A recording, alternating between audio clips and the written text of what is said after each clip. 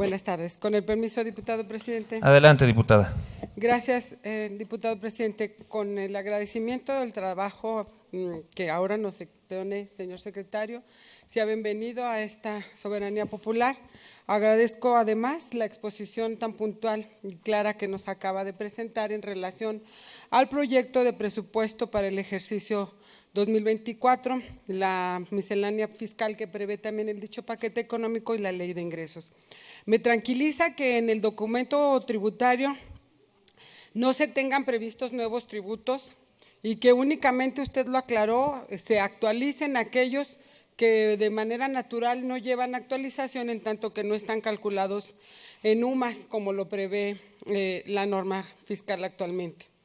Quiero acotar, señor secretario, que me permita aclarar lo que estuvimos escuchando dentro del articulado, específicamente el texto del artículo 12, dispone la dispersión de 3,222,922 pesos, de los que se habrá de distribuir entre diversos entes autónomos, y con ese contexto quiero consultarles si el presupuesto asignado garantiza la tranquilidad para enfrentar el próximo proceso electoral. Desde luego hago referencia o me refiero al presupuesto asignado al Instituto Estatal Electoral de Zacatecas.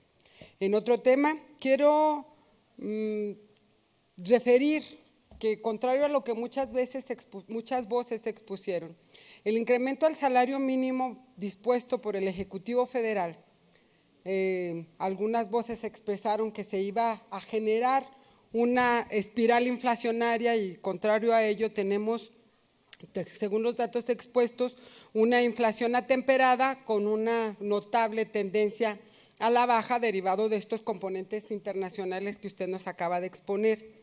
Sin embargo, para trabajar en lo local, secretario, quiero consultarle si el incremento que se prevé, tanto para la administración centralizada, la descentralizada y de estos entes autónomos y de otros poderes, prevé ya en su texto el incremento que de manera natural se va a tener por el aumento a los ingresos salariales de la base trabajadora y que como consecuencia trae un incremento natural al capítulo 1000.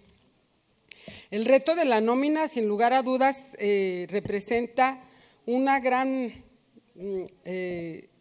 estrategia que tenemos que contemplar en todos los poderes y desde luego en todos los entes, porque vimos con mucha tristeza que durante muchísimos años la entidad, el aparato burocrático de Zacatecas se bebía el recurso y Zacatecas se convirtió en un gran pagador de nómina y se evitaron muchísimas obras para su construcción, obras que desde luego poco habrían de ser de beneficio, y ahora estamos observando, secretario, que la intención fundamental de este gobierno es la búsqueda de bienestar y progreso para los que aquí vivimos. En el mismo sentido, secretario, quiero consultarle si el incremento asignado a la Secretaría de Seguridad Pública, con todos estos parámetros y las nuevas fórmulas que establece la dispersión de los recursos federales, nos permite visualizar que específicamente se va a asignar para el tema de inteligencia policial y con independencia de lo que se aplique al presupuesto de Fiscalía y del Poder Judicial del Estado. Tengo especial interés, secretario, en el fondo que usted ya ha expuesto para el fortalecimiento de la hacienda pública municipal, porque vemos con mucha tristeza desfilar aquí a municipios donde nos comentan que sus ayuntamientos están postrados en una crisis financiera atroz que han venido arrastrando de administraciones anteriores y que con actualizaciones y demás necesidades legales tienen de rodillas financieramente a muchos municipios. Quiero consultarle si ya tiene dispuestas las reglas de operación para acceder a este fondo y cuáles son los parámetros que habrán de reunir los municipios para acceder al mismo. En otro punto, señor secretario, y agradezco la tolerancia, señor presidente, ¿qué mecanismo ha operado la Secretaría a su cargo para temperar la baja de la recaudación federal participable? y que ahora, por fortuna y con base en los buenos resultados de esta administración estatal, se nos tiene en una anhelada sostenibilidad financiera. Finalmente, señor secretario, durante muchísimos años, lo digo porque vengo de la sociedad civil, durante muchísimos años fuimos testigos del obscuro manejo del impuesto sobre nómina. Quiero preguntarle qué es el presupuesto que se le asigna al fideicomiso y, si fuera posible, derivado del capital fideicomitido, nos pueda informar cuál es el destino del recurso que el Estado le asigna para este fin. Es cuanto, señor presidente, por el momento.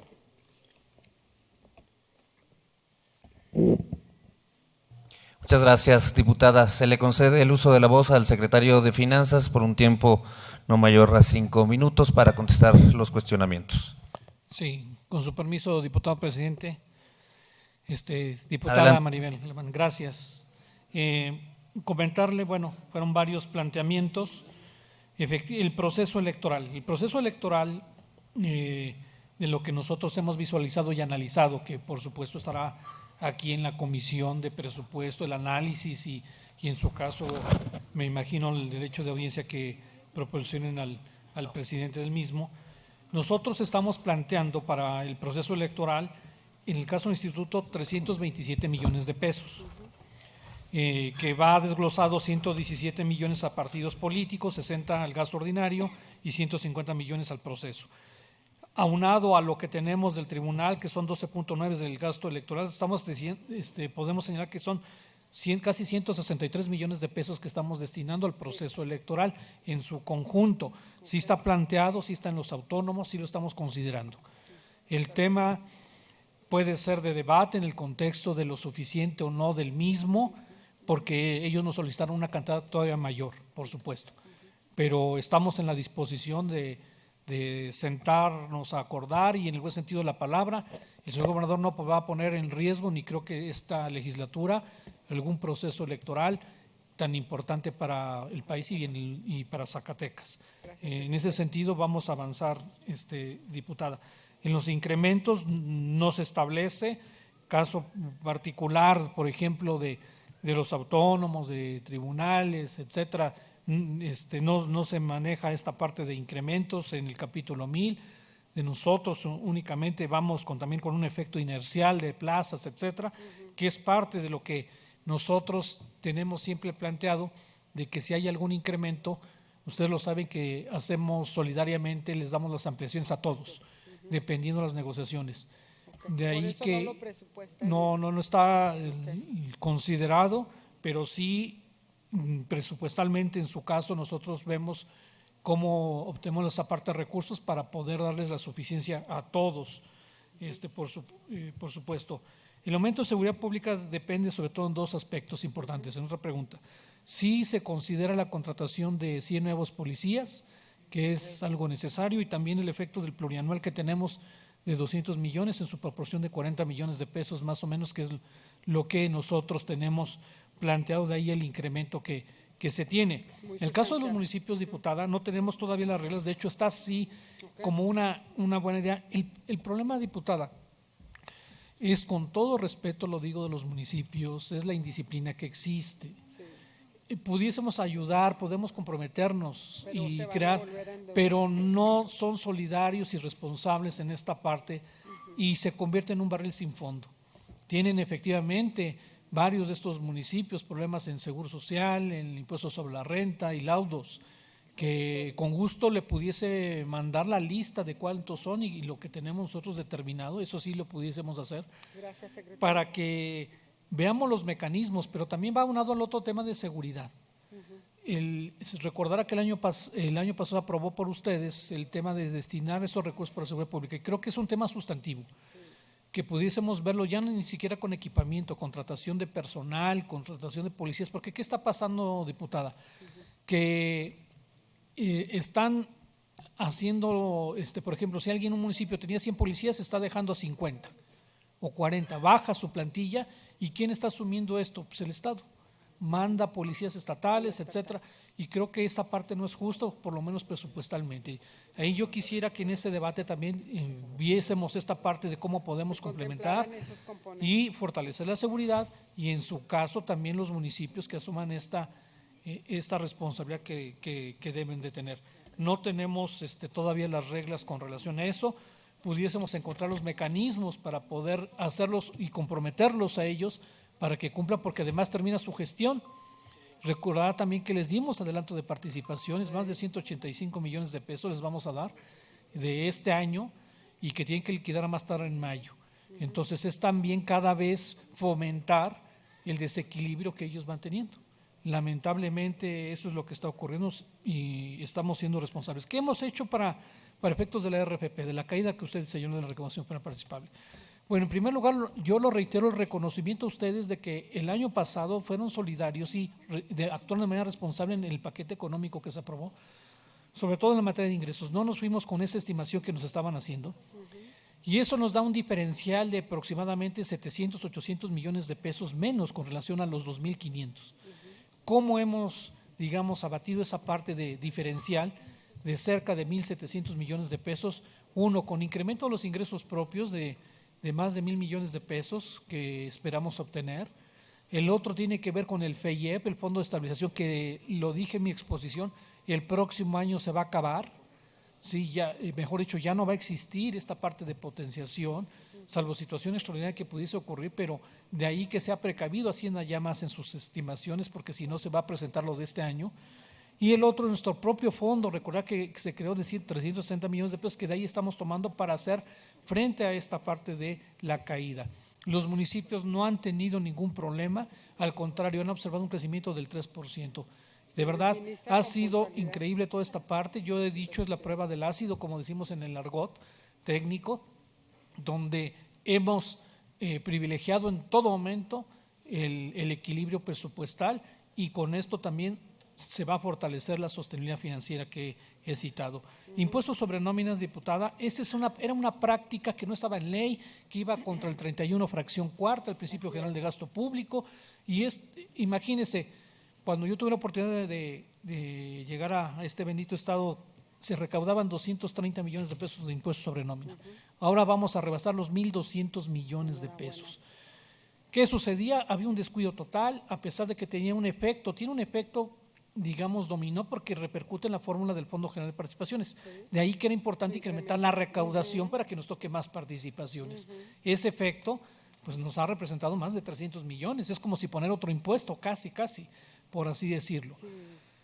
Al fideicomiso solamente le destinamos 5 millones, ellos lo distribuyen, tienen su junta de gobierno de esa parte del fideicomiso, y eso es todo lo que les damos. Creo que era una situación, la verdad, que se tergiversaba el concepto de gasto público, y que tiene que ver la recaudación de los impuestos, que tiene que ver con un efecto de extrafiscalidad cuando así corresponda. No era el caso, como lo tenemos en los ecológicos, ahí sí hay un efecto de extrafiscalidad, o el de inversión, el impuesto adicional para la inversión pública. Ahí sí hay un efecto de extrafiscalidad que respetamos siempre en ese sentido. Bueno, es cuanto, diputado presidente. Muchas gracias, secretario. Diputada en tribuna, para su derecho a réplica, tiene un tiempo de 3 minutos. Gracias, ciudadano presidente. Siempre me resulta a mí muy grato escuchar las explicaciones que hace, señor secretario, porque además de que es un nutriente particularmente necesario para las actividades de esta legislatura, nos deja la tranquilidad de un manejo responsable y cauto de las finanzas públicas. Es una de las cualidades que más debemos destacar de esta administración gubernamental, que en un primer ejercicio fiscal 2022 se tomó al toro por los cuernos, se asumieron todos los riesgos, se enfrentaron todos los retos de manera muy responsable, creo yo muy valiente, y ahora nos tienen en esta condición de estabilidad financiera y de sostenibilidad financiera que la verdad a mí me deja mucha tranquilidad, porque al final del ejercicio 2023 se está enfrentando sin préstamos ni cortos ni a largo plazo, y se está amortizando la deuda que nos heredaron de manera muy responsable, pero que además los fines fundamentales del gobierno se están cumpliendo y no únicamente se está recurriendo a pagar nómina o a pagar intereses inocuos y costosísimos para la sociedad en Zacatecas.